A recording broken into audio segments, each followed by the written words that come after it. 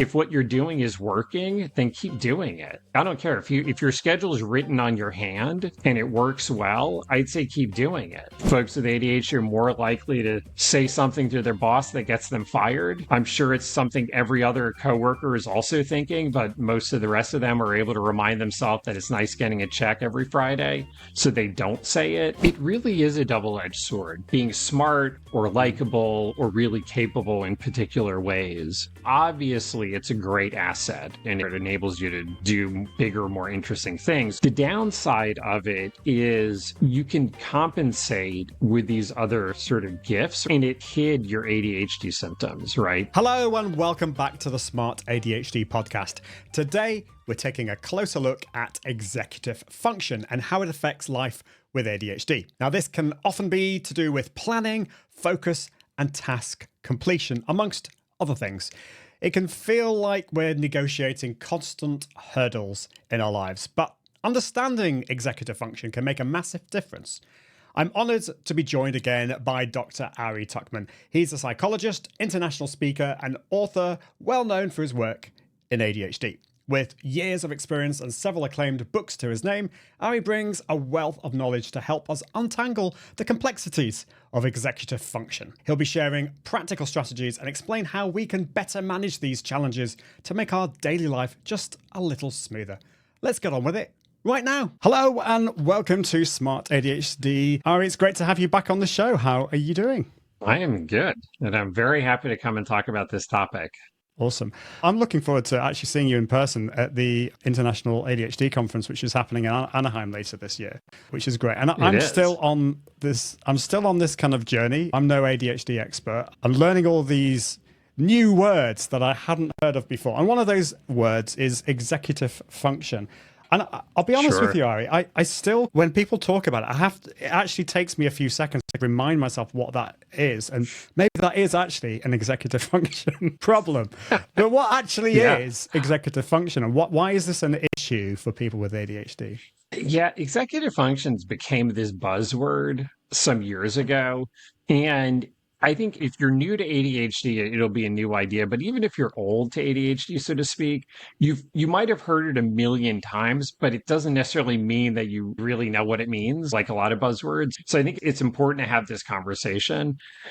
So the executive functions they're a particular set of cognitive skills that allow us to manage our behavior in relation to the sort of challenges around us, right? Just like we have many different abilities in general, but the executive functions are a specific set that are about managing our behavior in relation to time and in relation to future goals. And different authors will slice and dice the executive functions differently in terms of they'll clump some things together or they'll break some things apart, but they're pretty much all talking about the same sorts of things. And we can talk here about what some of those executive functions might be.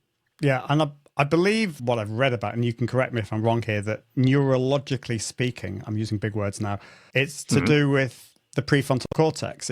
And people with ADHD tend to have less reliable access to that. Is that what is happening? Is that where all this executive function stuff is happening in our brains? Yeah, exactly. So the prefrontal cortex is a part like right behind your forehead. And it's not that folks with ADHD don't have any executive functions, right? You'd have to have like a major brain injury for that to happen. But rather, their executive functions sometimes don't operate as reliably as they would hope. So it's a matter of degree, not kind, so to speak. And this is why Russell Barkley has this famous quote, ADHD is not a disorder of knowing what to do. It's a disorder of doing what you know. And we can basically think of the executive functions as what helps us do what we know, right? It helps us convert our good intentions into reliable actions.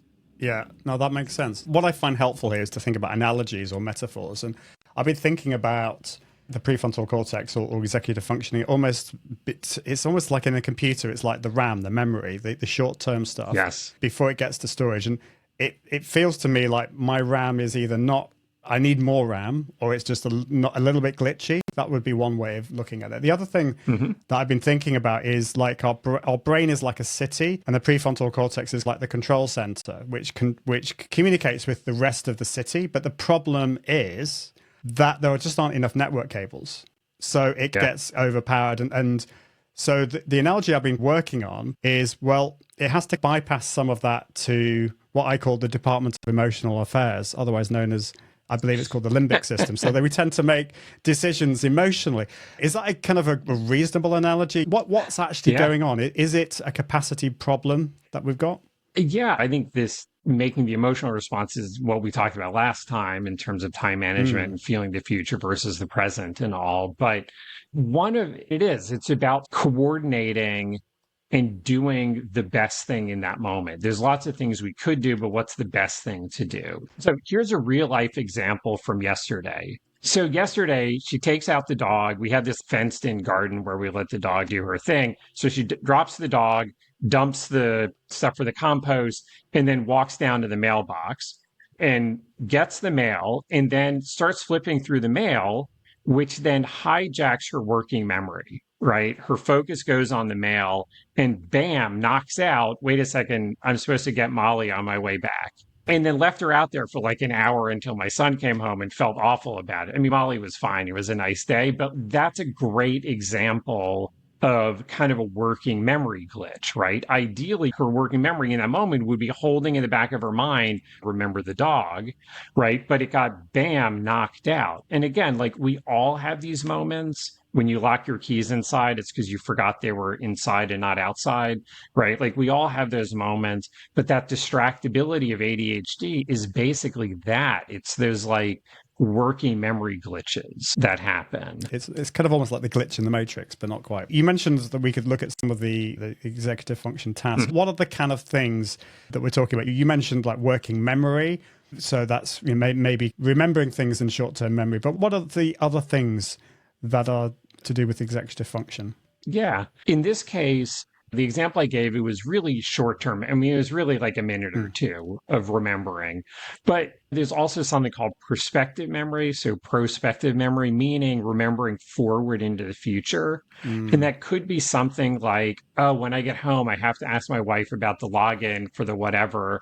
Or it could be, oh, when I see you at the conference in 2 months, I need to bring a thing to give it to you. So 2 months from now, when I'm packing, I should remember that. So it could be a shorter term, it could be a longer term, but that realizing, oh, wait, I'm packing, I was going to get in that thing. So like popping that into memory. And folks with ADHD are notorious for that, for forgetting those things, which then causes a lot of headaches later. Or in the moment, pausing and either using hindsight, meaning looking back, what are the lessons of the past? If I thought, what are my experiences in similar situations? How do I apply that? Or forethought, meaning let me think ahead a moment about what it is that I need to do. So pausing to access that information, which is going to change your decision of what you do. But if you don't, and this is folks with ADHD often shoot themselves in the foot in ways that even they are like, damn it, why did I do that? It's because they didn't pause to think, oh, wait a second, there's construction on that road. Don't go that way. Or if you do, you got to leave early. And then it's only when they're hitting traffic then, and it's too late at that point. Then they remember like, damn it, I knew this. Why did I do this again? So kind of repeating mistakes that they don't feel good about, obviously. That hindsight and forethought is part of it as well. There's the emotional regulation part. Like folks with ADHD tend to feel their feelings more. They wear them on their sleeve more. It's part of what makes folks with ADHD really fun to hang out with. But also, if you're driven by the emotions of the moment, they may not be the best guides to future outcomes, especially, let's say, if you're arguing with your spouse or your kids or maybe your boss. So folks with ADHD are more likely to say something to their boss that gets them fired. I'm sure it's something every other coworker is also thinking, but most of the rest of them are able to remind themselves that it's nice getting a check every Friday, so they don't say it. But that person with ADHD really feels it, and here it comes. And the fact that it's true doesn't make you less fired. Like the boss doesn't want to hear it. There's that part of it as well. Yeah, there's such a thing as oversharing, I think, when it comes Yeah. to this, and it's being aware of that. So, yeah, sometimes I find myself like forgetting words, like just very simple words. And and then I get into this loop because I'm getting stressed and anxious that I can't remember the word. And then that makes it worse. You'll never remember then. Yeah, exactly. I trained as a professional classical singer, and I remember my final recital, I had to sing an hour's worth of music, all from memory, different languages. Oh my goodness, that was a struggle. And I think that was partly, at the end of it, that's probably led to a bit of burnout, I think, as a result of all of that. But so that's memory. Is it also to do with processing of things in our heads? So, for example, this interview, I'm doing quite a few things. You might not think it, but I'm asking you questions, but I'm thinking about what you're saying. And then I'm thinking, I've got some questions here, but I don't want to just read these questions. I want to think, actually, Ari said that was great. I want to lean into that, or maybe I need to ditch this. So there's a lot of things going on in my head. Is that executive function stuff, or is that something else? It absolutely is, right? Because as you're both thinking, you're paying attention to what's happening in the moment. You're also trying to remember what have we already talked about because we don't want to Yes. repeat it. Right. You've got these questions you're aiming towards that you want to make sure you get in, but then you also want to let the conversation go where it's going to go. It's your working memory juggling all of these things and just in general, kind of trying to structure how this interview goes and to plan it out, but also be present in the moment. So yeah, there is a lot of executive functioning happening in this discussion, just as there might be in any discussion, right? If you're in a business meeting or if you're even talking to a friend, maybe that's like whatever, who cares? But sometimes where it's that thing of like, oh, I have an awesome idea, but don't interrupt. So there's that part of it too. So yeah, I think even this interview, you're using a whole lot of executive functions right now. Yeah. It's funny because I love doing these interviews, but I always find at the end of them, I'm partially energized and excited, but also partly I just want to go and have a lie down in a darkened room because I feel like I've used a lot of Yes. energy as well. I think that says you're doing it right. I think the fact that you Yeah. have both those feelings means you did it right. Yeah, no, that's good. I think I have realized that is a good thing. So, like, how does this affect smart ADHD? Is if you're highly intelligent, I sometimes think that is not always a positive. I just wonder whether that kind of exacerbates the issue. What's your view on that? Can that cause problems? Can we find ways around it? I'm gonna ask you about strategies next, but just particularly for smart ADHDers, what's going on there?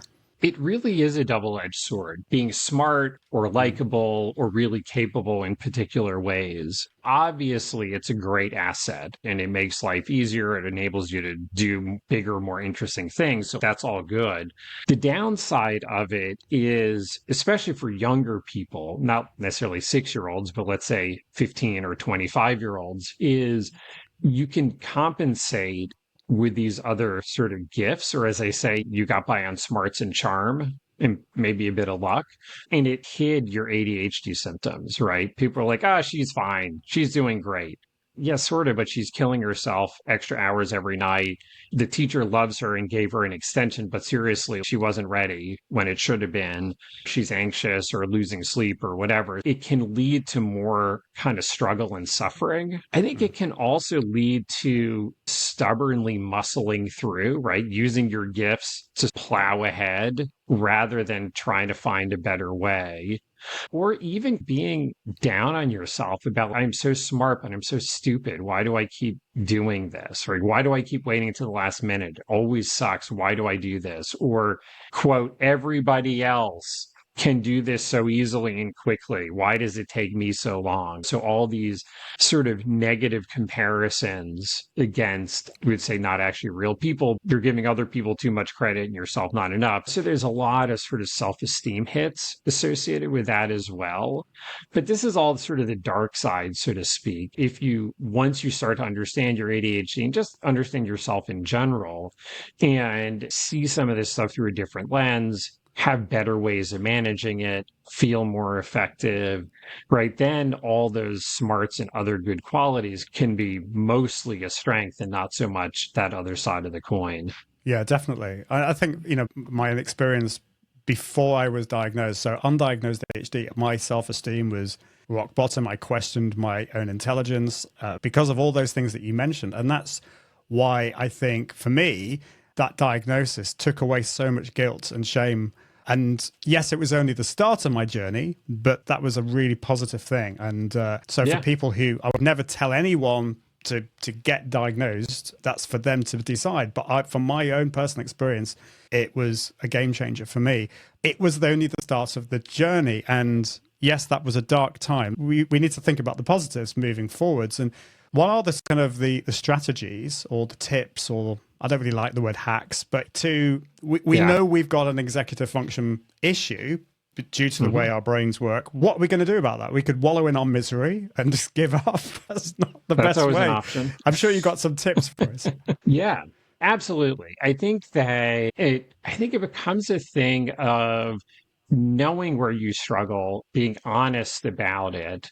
And then a lot of it is externalizing, meaning don't keep it inside your head, but make it external out in the world, meaning writing it down, setting reminders, doing other things to offload some of those internal abilities. So this is a dumb example, but whenever I talk to someone who says, oh yeah, I don't have a calendar, I just remember everything, right? Like never do I think, oh my God, this person must have an amazing memory, right? Instead, what I think is, dude, you must forget stuff all the time, but you don't even know it. So being intentional about using the tools that you need to use. And it's really like the proof is in the pudding. If what you're doing is working, then keep doing it. I don't care if your schedule is written on your hand and it works well, I'd say keep doing it.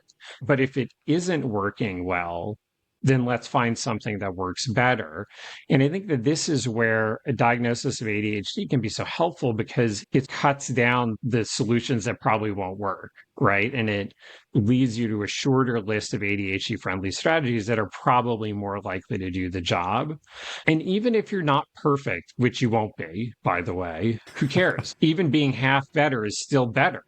And maybe being half better is good enough, right? Again, don't have to be perfect, but maybe being half better gets you to a point where you feel pretty good about how it's working.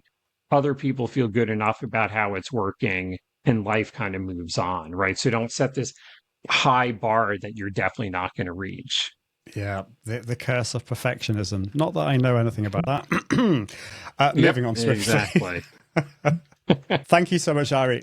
We are out of time. I know you need to dash off, so I'm going to be very good with my time management and my executive function and finish there. But thank you so much for coming on. I feel we've only scratched the surface. We've only really talked about what executive function is, the issue, but also some positive strategies.